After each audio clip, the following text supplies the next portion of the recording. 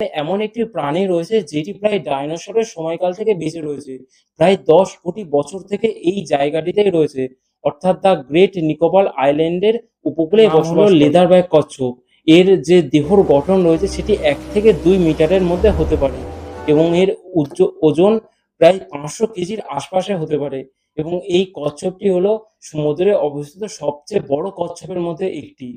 তো এই কচ্ছপটির আরো একটি ভালো বৈশিষ্ট্য রয়েছে যে এই কচ্ছপটি যে আইল্যান্ডে অর্থাৎ যে উপকূলে জন্মায় সেই উপকূলেই তাদের ডিম পাড়ার সময় হলে সমুদ্র থেকে ফিরে আসে।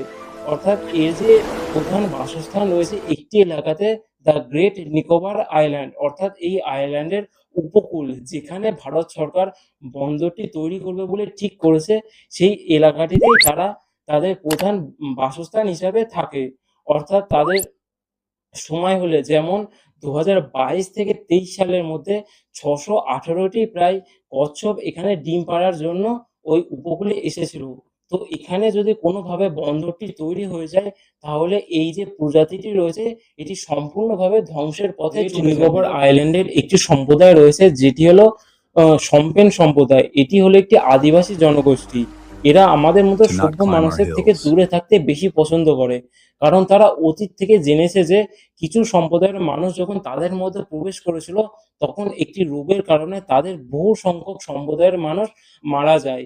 এর জন্যই তারা ক্যামেরার সামনে আসতে ভয় পায়, ক্যামেরার সামনে আসতে কথা বলতে ভয় পায় এবং তাদের যেসব জনগোষ্ঠী রয়েছে তারা এই সভ্য মানুষের থেকে দূরে থাকতেই এবং ভালো থাকতেই বেশি পছন্দ করে এবং ভারত সরকারের নিজের রিপোর্টই বলছে যে যদি এই ৬ লক্ষ মানুষের যে শহরটি রয়েছে সেটি এই আয়ারল্যান্ডে তৈরি করা হয় তাহলে এই সম্প্রদায়টি পুরোভাবে ধ্বংস হয়ে যাবে এবং ২০২৪ সালের ফেব্রুয়ারি মাসে প্রায় ১৩ টি দেশ থেকে ৩৯ জন যে গবেষক রয়েছে তারা ভারতীয় রাষ্ট্রপতিকে একটি চিঠি পাঠান যার মাধ্যমে তারা উল্লেখ করেন যে যদি এই প্রজেক্টটি ভারত সেখানে তৈরি করে তাহলে এই সম্প্রদায়টি রয়েছে সেটিকে পুরো হত্যা করা হবে। এর জন্য এটি একটি জঘন্য অপরাধে পরিণত হয়। গ্রেট নিকোবর আইল্যান্ডের স্থায়ী বাসিন্দা শ্যাম্পেন ২০০৪ সালের ২৬শে ডিসেম্বর এই গ্রেট নিকোবর আইল্যান্ডে একটি সুনামির শিকার হয়। এর ফলে এর দক্ষিণ অংশ পুরোপুরি জলের নিচে চলে যায়।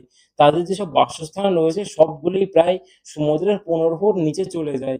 এর ফলে তারা পুরো অসহায় হয়ে পড়েন এবং আজ পর্যন্ত তারা সেই জায়গাটি আর ফিরে পায়নি এবং ২০২৬ সালে এসে সেই জায়গাটিতে বন্দর তৈরির জন্য সরকার তাদের থেকে সই চান এবং তাদের যে সর্দার রয়েছে অর্থাৎ গ্রামের প্রধান রয়েছে তারা সরাসরিভাবে অর্থাৎ স্বয়ংক্রিয়ভাবে সেটি